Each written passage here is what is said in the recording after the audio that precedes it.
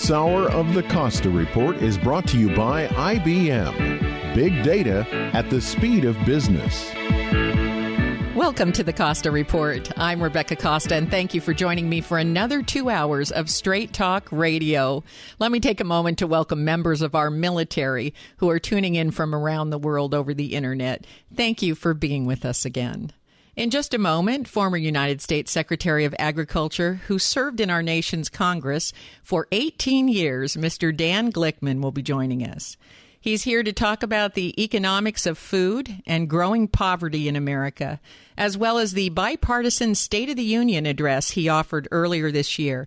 And it will come as no surprise to listeners of the Costa Report that Glickman's bipartisan State of the Union received little attention from the mainstream media, which, as you know, has become so polarized, so dominated by right and left-wing politics that venues for hearing from the national center of the country have all but disappeared.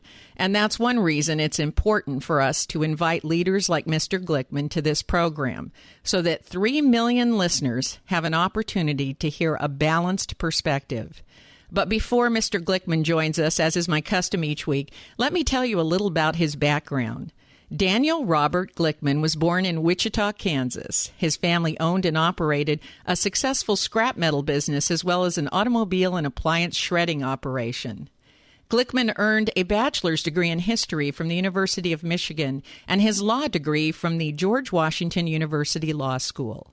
In 1969, Glickman became a partner in Sargent, Klenda, and Glickman, and in 1973 he became the president of the Wichita School Board. Then in 1976, he was elected to the United States House of Representatives, where he served for 18 years.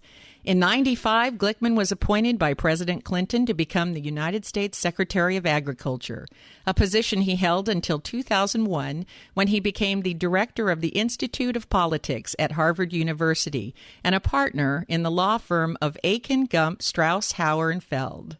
Then, in an unusual turn of events, in 2004, Glickman replaced Jack Valenti as head of the Motion Picture Association of America. Today, Mr. Glickman is a senior fellow at the Bipartisan Policy Center, where he co-chairs the Commission on Political Reform, the Nutrition and Physical Activity Initiative, and the Task Force on Defense Budget and Strategy. It's my pleasure to welcome to the Costa Report a multifaceted leader and longtime public servant, Mr. Dan Glickman. Thank you for joining us today. Thank you. Every time I hear my bio, I think, well, there's a guy that can't keep a job. So. Oh, no. Oh, goodness. That's far from the truth there. If it's all right with you, I'd like to open today's program by asking you about a disturbing report which was released by NBC concerning food prices. They reported that the drought in the West and other climate issues have caused food to jump 10% in the grocery stores. For example, the price of oats, a main ingredient in cereal, has shot up 20% since the beginning of the year. And because of drought conditions in Brazil, coffee has jumped 35% in just the past 4 months. But when I speak to grower organizations and other producers of food, they claim these hikes are not coming from them. For example, the price of romaine lettuce has increased 30% in the past year, yet lettuce growers have seen almost none of that increase. So can you clear this up for us? Where is this increase happening, and why is it really happening? The causes of food prices are many. I mean, there's no question that weather, drought, climate has something to do with it, but many factors outside the farmer's control, clearly. It could be transportation issues. It could be people taking advantages of shortages in the processing part of the business. There are many reasons. It is true that in most cases, food prices tend to follow base commodity prices, but it's not an exact science. So you can see the processed price of, let's say, food at a grocery store or boxed goods of soups, cereals, and those kinds of things go up much more rapidly than the price at the farm gate. it is true that with this drought, we have had, at least the markets have been, shorting some of these food items because of fear of shortages. And so you've seen prices rise, particularly in fresh fruits and vegetables because of the California drought, although I think you're going to hopefully get some rain in the next few days, and I think it's actually starting. I heard the weather forecast right before I'm on. And then some raw commodity prices have actually come down. Soybeans, wheat, corn, which are the major staples in a lot of the products.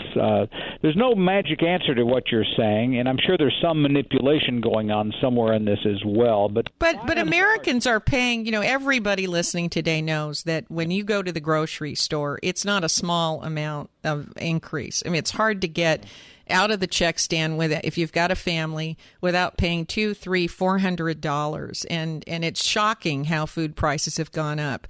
And yet you're having the growers saying that even though their cost due to drought and climate changes have gone up, that those increases at the supermarkets are not being passed to the growers. Now, I've talked to the largest growing associations and the largest growers of produce in the country, and they're saying it's not being passed on to them. So there's only one explanation that I can come up with, and maybe you've got another one, but I can't come up with another explanation. And we know who gets hurt by these raises in food prices. It's the people who can least afford it. I think you and I would agree on that. Yeah. The one thing I would have to say, however, we pay in America on consumers the lowest percentage of our disposable income on food than any industrialized country in the world. That is true. So I'm not, I'm not trying to push this problem under the rug in terms of the whole issue of the differential between what a farmer or producer gets and what people pay at the grocery store. But by and large, food prices in this country still remain a bargain compared to what they are anywhere else. And that's because of food subsidies. Is that right? No, it's because of the efficiency of our market system as much as anything else. We have this remarkable system of supply and demand that works quite well, not perfectly, quite well. We also have a farm program system that's historically largely not been based on artificially propping up the price of food like they do in Europe or in Japan or other places.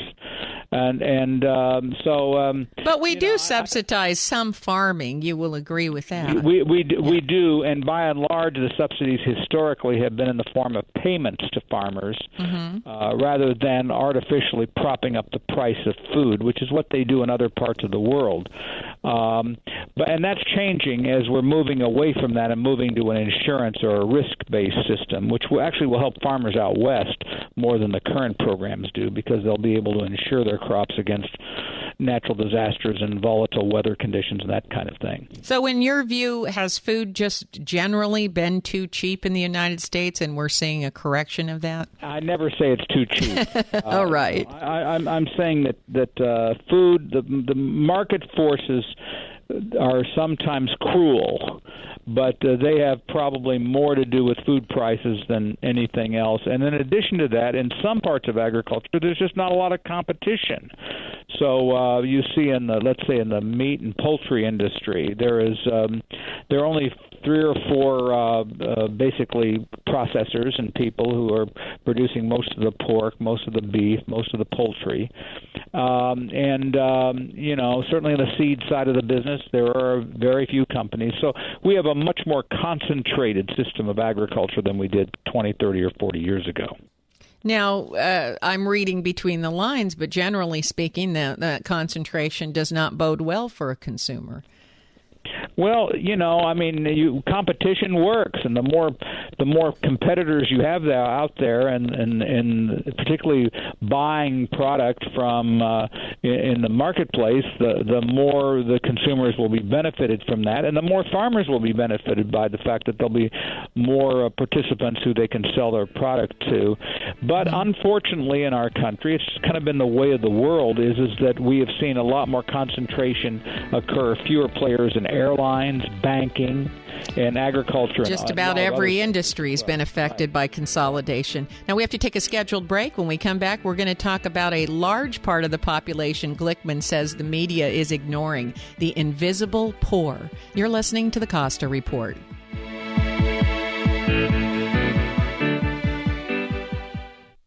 Did you know that every day we create 2.5 quintillion bytes of data, and that 90% of the data in the world today has been created in the last 2 years alone? This data comes from everywhere, and it affects everyone.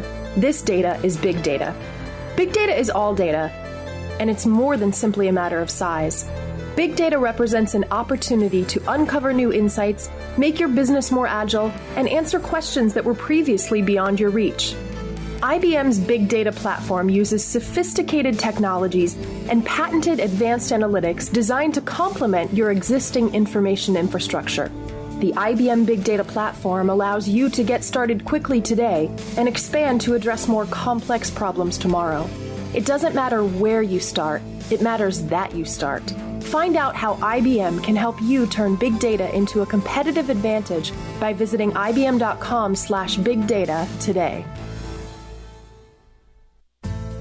Every day our world gets more complicated. Not only is new information coming at us faster than we can manage, new regulations, technology, and the effects of globalization have made it much more difficult to succeed. That's why I wrote The Watchman's Rattle, a book that, for the first time, explains how complexity makes it hard to separate facts from fiction, and eventually causes us to make important decisions based on unproven beliefs. And not just us, our leaders also fall prey to this phenomena.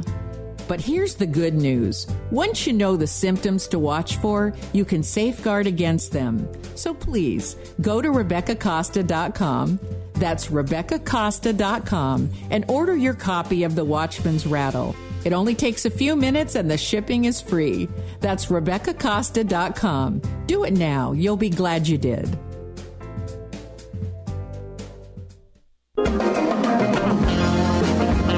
Shirt Crafter, your one-stop print shop, has been locally owned and operated in Santa Cruz for a decade, providing custom design services to help you build your brand. Shirt Crafter provides top-of-the-line custom screen printing, digital printing, embroidery, stickers, banners, business cards, and so much more. They carry top-quality brands of gear from T-shirts and polos to sweatshirts and ball caps.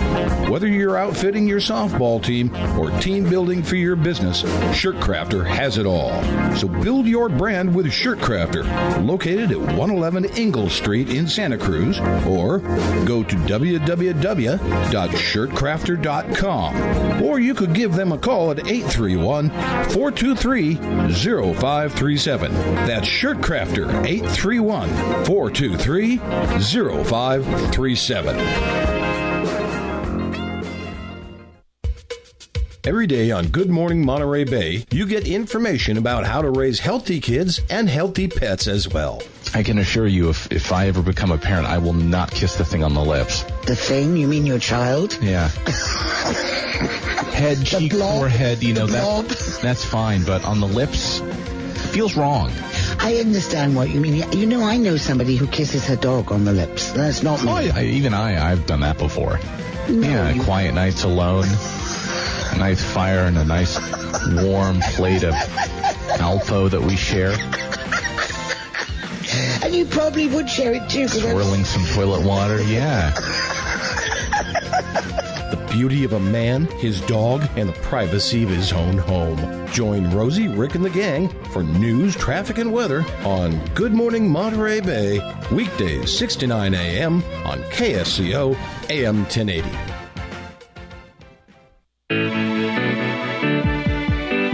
Welcome back to the Costa Report. I'm Rebecca Costa, and my guest today is former Secretary of Agriculture and Congressman Dan Glickman. And before the break, we were talking about the alarming rise in food prices at the grocery store and what might be causing that. In a related topic, let's talk about a social issue on which both political parties should be in lockstep. What to do about growing poverty in our country. You've been concerned with poverty and equal opportunity throughout your political career. And recently, you pointed out that poverty in the United States is approaching a 50-year high. Is that right?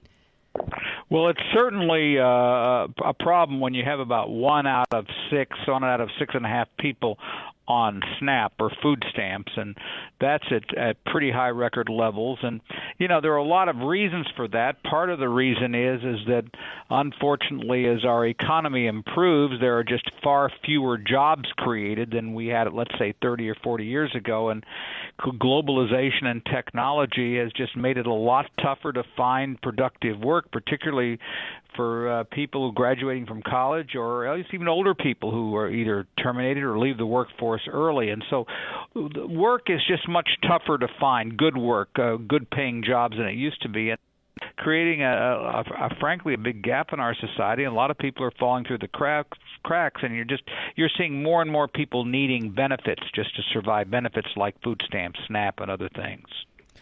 I believe you said that the Census Bureau says that 50 million Americans live below poverty levels and another 50 million live near poverty. But that's 100 million in a country of 317 million, almost a third. Yeah, we certainly have a growing number of people who are at marginal income levels. And, again, there's no simple answer for this particular issue. As I've said, it's harder for young people to get good-paying jobs out of college. College seems to be not the avenue necessarily for success for everyone like it was maybe 40 or 50 years ago.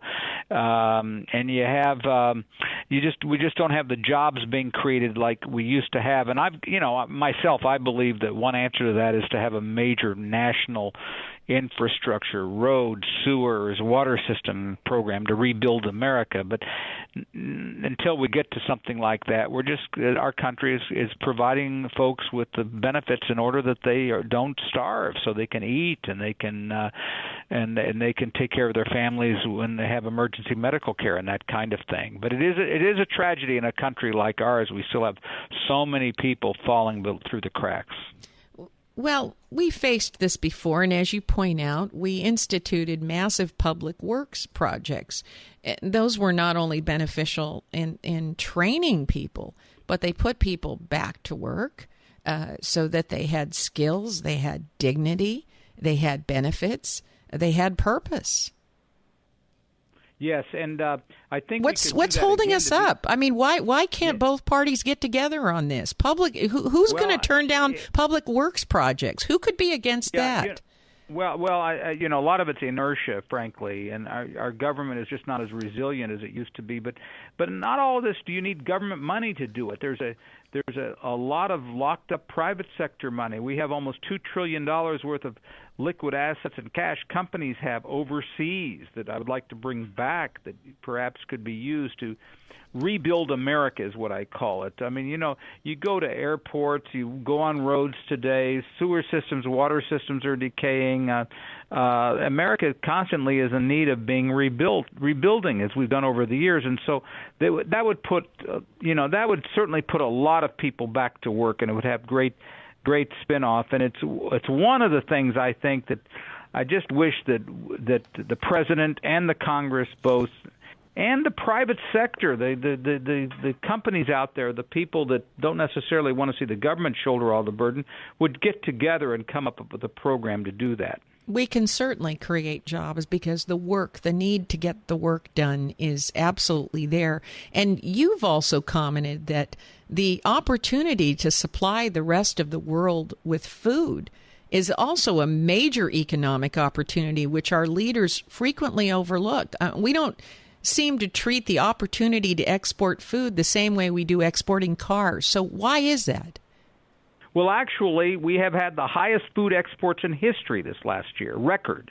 So, in fact, if you look at the numbers, in fact, I've told Secretary Vilsack, who's the Secretary of Agriculture now, I've told him that I wish that I were the secretary now. He's had record farm exports, and California, as you know, is the largest in terms of dollars producer of farm products in the world, and they've really benefited from it. So really, in the last few years, farm exports and food exports have just gone through the roof. So is the light bulb going on? Do we see this as an economic opportunity, a place where we could balance, we could actually use our ability to efficiently grow food as a way to balance the trade deficits? Well, you know, we of course still import a lot of stuff into our country, but there's some good news on the horizon. We're importing less petroleum than we used to because America's becoming more self-sufficient. We get most of the oil and gas that we import is from the Western Hemisphere now, not from the Middle East. That's good news for that, and we're importing less and less all the time. And that's also very helpful for agriculture because agriculture are big users of energy, and we can get more of that energy here domestically. It will be less costly for the producers of food. But no, I think there's great opportunities in agriculture. I would tell you that years and years ago there was a movie called The Graduate, which you may remember, if some of the listeners may. Dustin Hoffman. Dustin Hoffman. and I think his father-in-law said plastics. Go into plastics. That's my point. They said plastics. Well, if somebody were to ask me today, what's the growth industry of the future, and there are several, but certainly one of the big growth industries is food and agriculture. It's growing. It's more productive. I mean, I want to see more people share in the bounty of it and the benefits of it, and it's also becoming very innovative. So now you have lots of locally grown agriculture. You have different ways to make money in food production than you used to before. So while big agriculture is growing big, there's no question about that. Smaller scale agriculture is also growing big. The organic food world, the farmers market world, the locally grown produce and farm products world, they're also growing big. So this is becoming an exciting industry, and you can even tell that because you look on the stock exchanges now, and you'll find that some of the best performers over the last few years are in the food industry. That was never the case before. Mm-hmm. So I'm just saying that there is some optimism there. Well, there absolutely is, and we see some major inroads in technology taking place. I know IBM's been very aggressive in promoting big data applications in agriculture. So, this idea that farming is somehow an outdated industry, not only does it play a big role in our economic health here in the United States, including the veracity of our export programs, but it's also a place where a tremendous amount of innovation is taking place, and I think sometimes the media doesn't fairly cover that. All right, we have to take another break. Stay right where you are, and we're going to be right back with Mr. Glickman. You're listening to the Costa Report.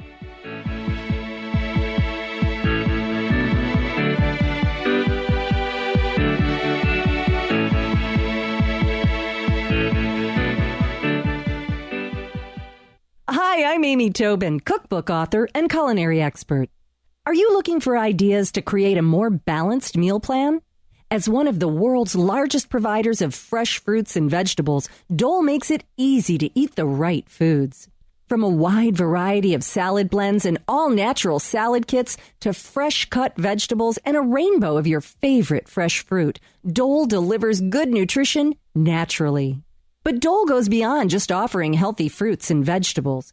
Dole has their own Nutrition Institute that gives you the knowledge and tools you need to make smart choices about your nutrition and health.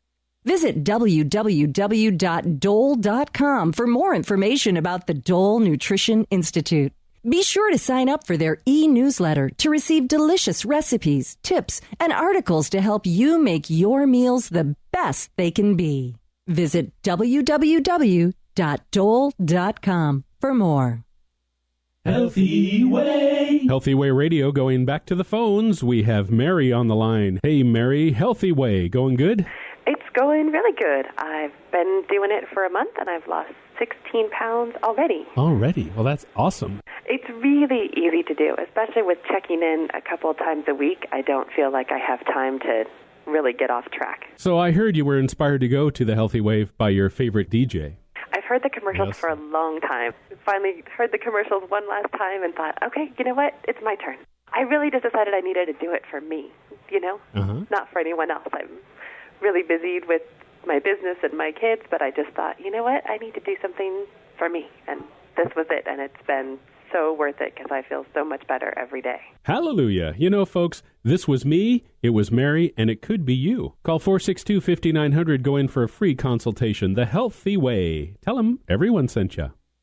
My name is Debbie, and I'm from Aptos. About 4 years ago, I remodeled my house, and it was professionally decorated. I wanted it to look like a magazine inside, so of course, the end was beautiful plants. But how am I going to take care of them? So I called Jungle Plant, and Dale gave me a fabulous estimate. She comes in faithfully every week, waters, dusts, fertilizes, takes such great care of my indoor plants, and believe me, I have 15 of them, everything from large ficus to beautiful orchids. She's totally professional, trustworthy. She comes in when I'm not there. I really depend on her to keep things looking great, and she's become my really good friend. She's really knowledgeable about plants, knows where to put them so that they thrive, and if something goes wrong, she replaces the plants. My plants are a big part of my home decor, and I love looking at them and feeling something alive and green. So thanks to Jungle Plant, my home is complete. So give Jungle Plant a call at 462-5806 or visit jungleplant.com.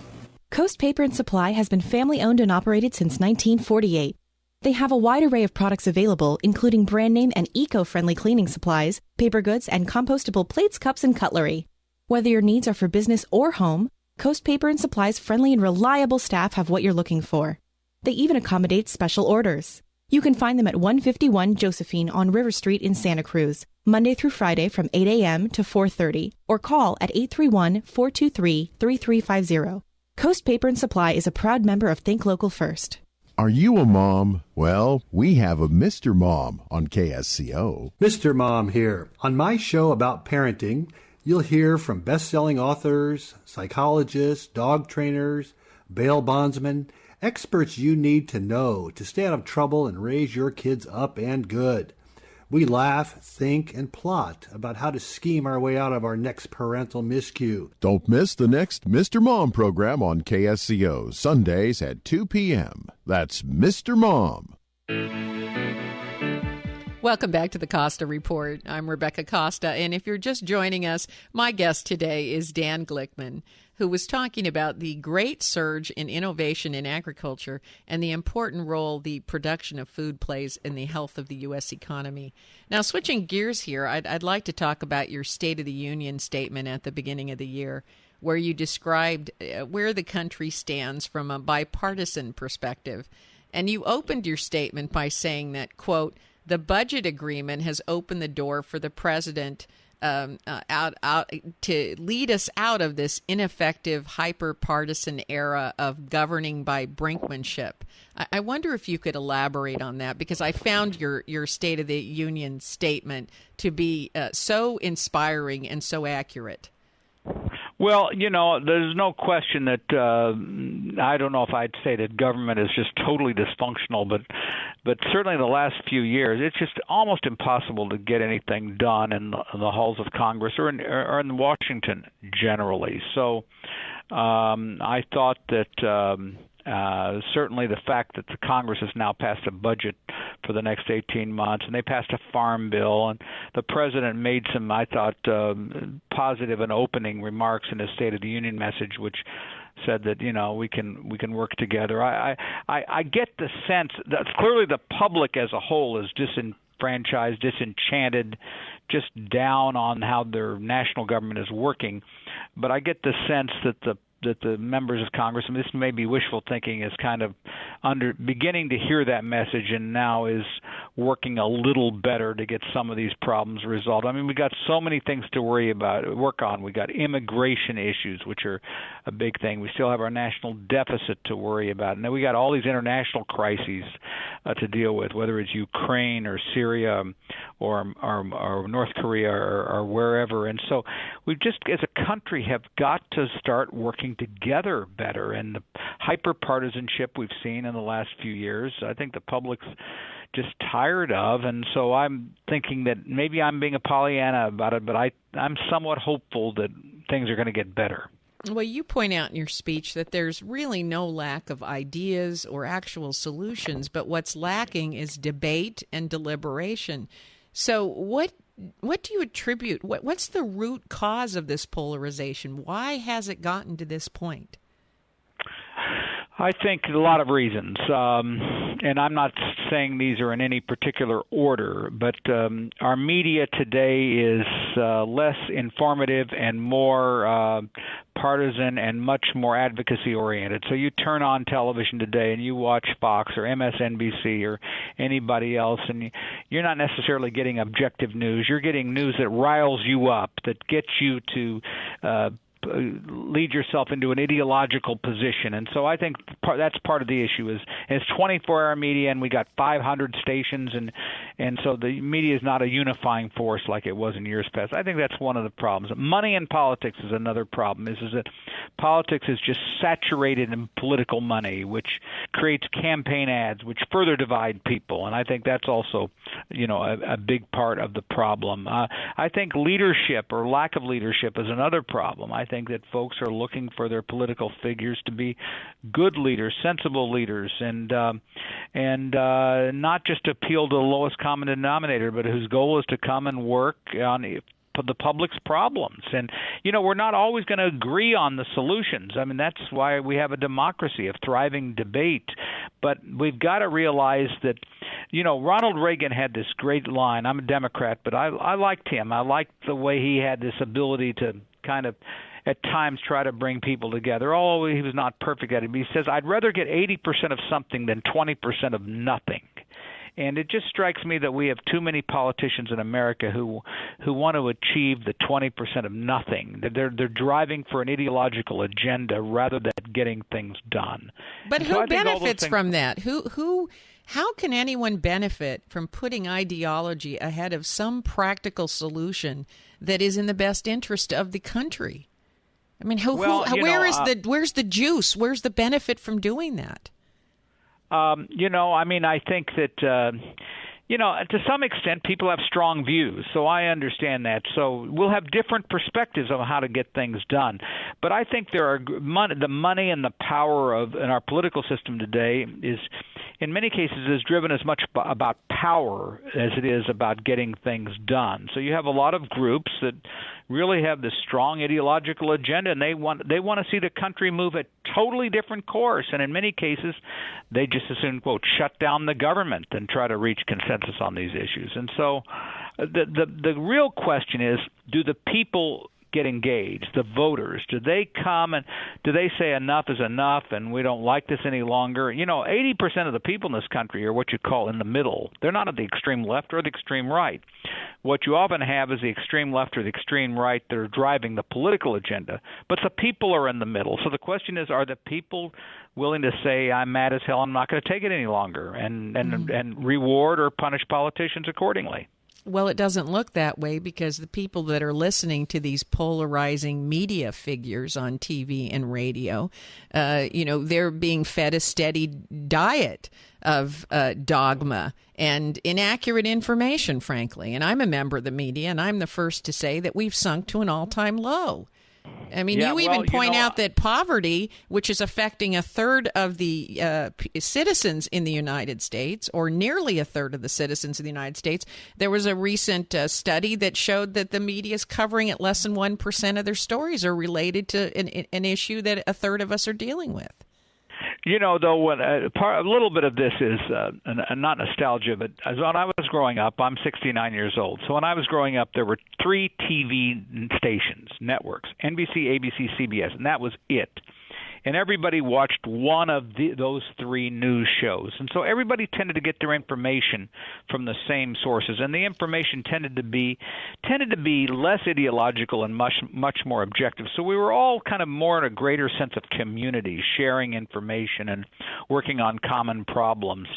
And that's just not the case today. And part of it is empowering. That is, the fact that everybody has access to a smartphone and social media means that the average citizen, in some sense, has a lot more power than they used to have. They can participate in these movements and everything else. But part of it is restricting is that we no longer have a lot of these common goals or commonality of purpose that we did a long time ago. Mm-hmm. But I'm still optimistic about the country. I don't want to imply that we're going to hell in a handbasket.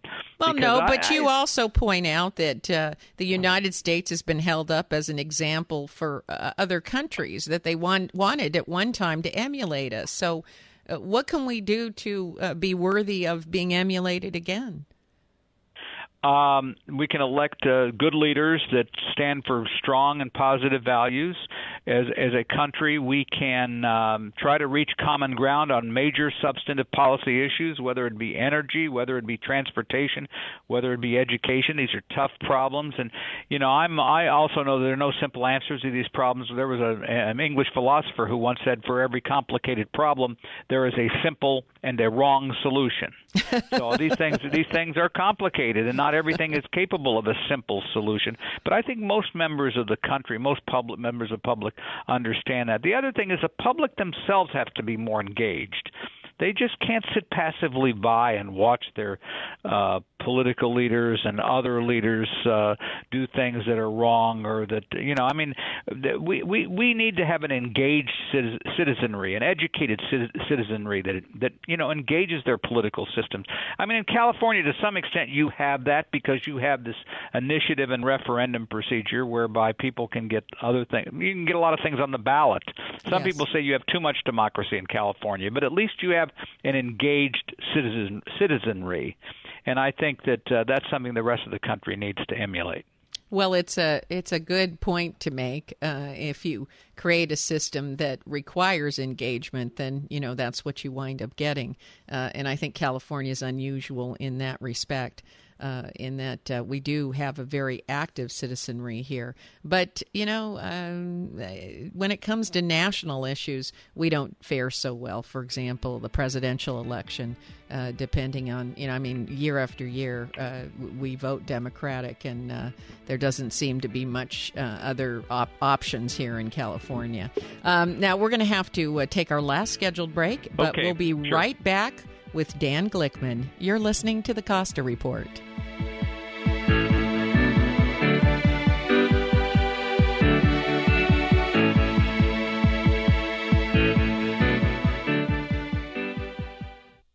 One of my new customs is to put open bottles of red and white wine on my table so my guests can serve themselves. But not just any wine. In my home, I want to serve the best, and that's wine from Caraccioli Cellars. So this year, I asked winemaker Scott Caraccioli for a suggestion on what I should serve. Come dinner time, it's always a good idea to have a bottle of nice Chardonnay as well as Pinot Noir on your table. That way you have a selection for every guest that walks through your door. But the best way to start the evening is definitely with a bottle of bubbles, preferably Brut Rosé, to really get the celebration in the mode of the holidays. Oh, you're absolutely right. There's something about the bubbles that gets everybody going. Yeah, it's really an infusion of happiness. That's a great way to put it. So I'll start with the bubbles and then move on to the red and white on my table, and then I'll have everyone covered. Unless people want to keep going with the bubbles, which I always advise. Okay. Thanks, Scott. Are you looking for a keynote speaker for your next company meeting, symposium, training event, or exposition? For over 50 years, the American Program Bureau has been bringing the world's most respected leaders and thinkers together with audiences in every industry, from healthcare, technology, education, and finance, to manufacturing and entertainment. American Program Bureau speakers inspire and motivate. In fact, no one has more experience matching the right speaker to the right event. Whether it's Mikhail Gorbachev, Desmond Tutu, Jon Stewart, or Richard Branson, the American Program Bureau offers speakers on every topic. And how do I know so much about the American Program Bureau? Because I'm an APB speaker myself. To contact the American Program Bureau to book a speaker for your next event, go to apbspeakers.com. That's apbspeakers.com, or phone 800-225-4575.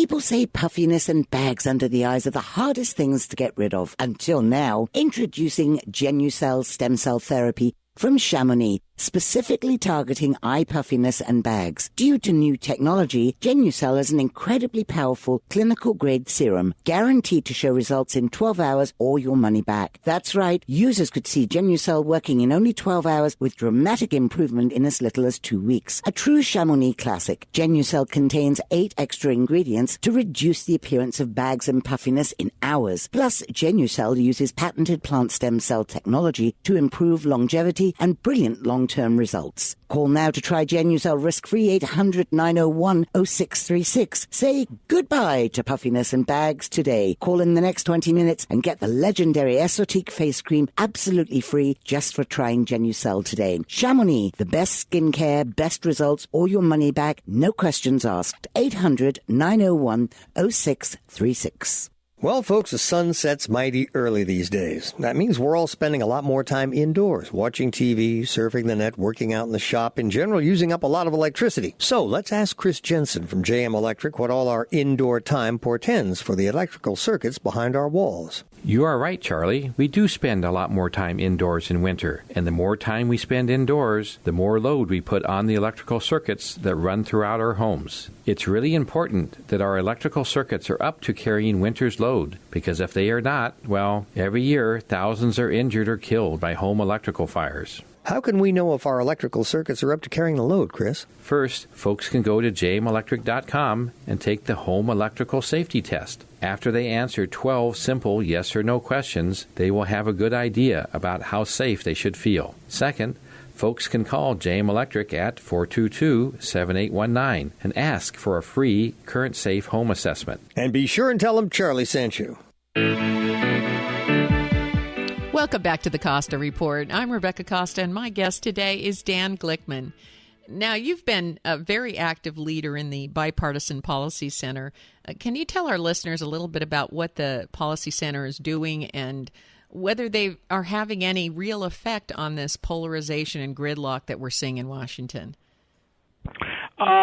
Yeah, I hope so. This Policy Center was started by the last 4 Senate majority leaders. So that's Senators Bob Dole, Tom Daschle, Howard Baker, and George Mitchell. So they were all leaders in the Senate, 2 Republican and 2 Democrat. And it tries to bring people together of different backgrounds, business, academic, ex-government, nonprofit, and work on issues like immigration, energy, housing, food and agriculture, the debt and national deficit and other things, and then pull people together to see if they can come up with solutions, and then work with the Congress or governors or state legislators to get some of these issues done. And so I can't tell you that it's necessarily had a revolutionary impact yet, but I think it has brought people of different ideological perspectives together. Well, these are some very powerful people that are familiar with the process, the ins and outs of Washington, D.C. They don't have any skin in the game. They're not trying to get reelected again or get a presidential appointment. You would think that you could have a tremendous impact on bringing pressure to broker some kind of progress. Yeah.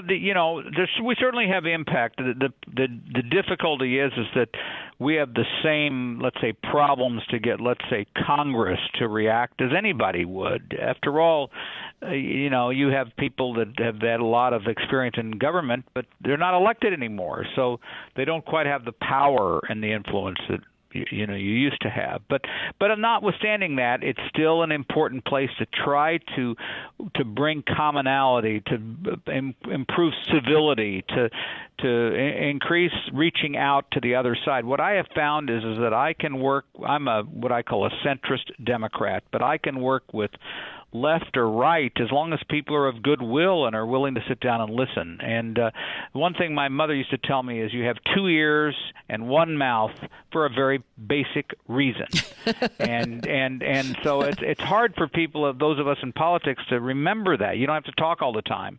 But I think there's been some productivity. And I also do a similar job at a place called the Aspen Institute, where I run a program where I take members of Congress Congress, Republicans and Democrats, on conferences.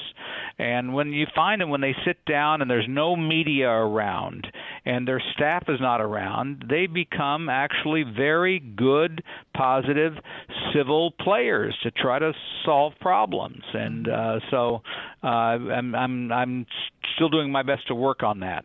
Mm-hmm. Well, I've had any number of leaders in Washington claim that more got done in a family barbecue in a backyard in earlier times than ever got done on the floor. And socializing alone used to help to bring people together. Well, let me give you an example of that. As recently as 30 years ago, most members of Congress lived in Washington, and they went home to meet with their constituents on weekends or whenever, but they kept their families in Washington because that's kind of where the job is. Today, 90% of the members of Congress don't live in Washington. Their families are back in their districts.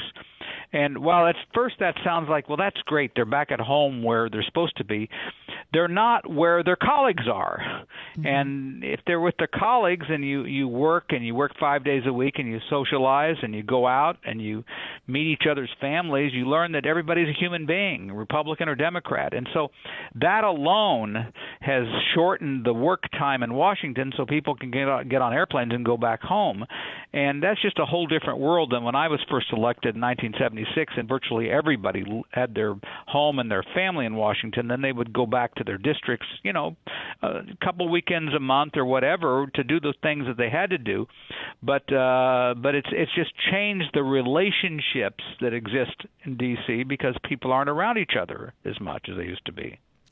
I could not agree with you more. I think that it definitely, as human beings, when we broker compromise, it has to be face-to-face. And that social fiber, if you will, that holds the country's leaders together is definitely broken down. Now, here's a question that came in from one of our listeners, knowing that you were going to be on the program together. They wanted to know, and I think you're going to get a kick out of this, if there was any chance that the Bipartisan Policy Center would come together as a party and offer and sponsor a bipartisan candidate for office. Has that ever been discussed? Actually, 2 years ago, there was a group that tried to run an independent candidacy by creating a national movement to elect delegates all over the country who weren't identified with either party. It's really hard to do given all the state laws, which make it difficult to get people on the ballot unless you're part of a political party. So I would say that while it sounds good in theory, it's been really difficult. The last non-party candidate we had for president who had much of an impact was Ross Perot back in 1992, and he got about 19% of the vote. But it's just really hard to do. Is that the two political parties have pretty much a lock on the electoral process. And yet you have 65% of Americans saying they're fed up with the polarization they see in Washington. They're unhappy. And the fastest growing segment of voters is the independents. They are, although when you drill down on those numbers, most independents kind of lean one way or the other. They lean left or lean right. So they say they're independent, but many of them end up voting Republican or voting independent. Although I do think that most of them are in the center, and they yearn for a politics that would be what I call ideologically middle of the road rather than ideologically left or right. Well, I think independents might lean to the left or right because those are the only choices they have. I'm an independent, and I have to, every presidential election and every congressional and Senate election, I've got to lean to the left or the right. I don't have much choice. Well, we've had this two-party system forever, and although back in the 19th century we had three parties, we have found that the two-party system is a kind of stabilizing factor, like in Europe where they have multiple parties, or in Japan or other places, and they're less stable societies. But On occasion, when the public gets dissatisfied enough, they will, they will move someplace else. I mean, it's still possible that you could have a third party. Particularly, I've been intrigued by the fact that there are so few third party congressional candidates in this country. It's very hard to elect a president from a third party, but in some of these congressional districts, you could elect independents, and I haven't seen that very much, and I've been intrigued about that. Well, let's hope the Bipartisan Policy Center inspires some people to run as independents, and so we can get a little more options and viable choices out there. We are out of time for today, but before we say goodbye, I do want to thank you for your bipartisan approach to our nation's challenges. Thank you, Mr. Glickman. Okay, and just folks should get engaged. Should not sit passively by. They still are the control of their destiny in this country, and so being engaged is really important as an American citizen. Voting and participating. Well said, and thank you again for being with us. And I hope you'll come back soon. Okay, thank you very much. Bye. If your station is leaving us after this hour and you have a question or a comment to make about today's program, you can email me at RebeccaCosta.com or send me a note on Facebook, Twitter, LinkedIn, and let me know what you thought about our conversation with Dan Glickman today. And if you missed the full interview with Glickman or any of our other guests, remember that you can download previous episodes of the Costa Report from our website, Apple iTunes, Podbean, and our new YouTube channel. And while you're at the website, I hope you'll take a moment to check out our new bookstore webpage, which was launched just this past week. I'm often asked about what I'm reading or what books I recommend. So in response to your requests, we created a webpage which lists some of the groundbreaking books that I recommend. The books cover a variety of topics from economics to history to neuroscience. I think you'll find the selection interesting and compelling. You can maybe think of it as Oprah's book list on steroids. I don't know. I don't read Oprah's book list, so I don't know if that's even fair to say.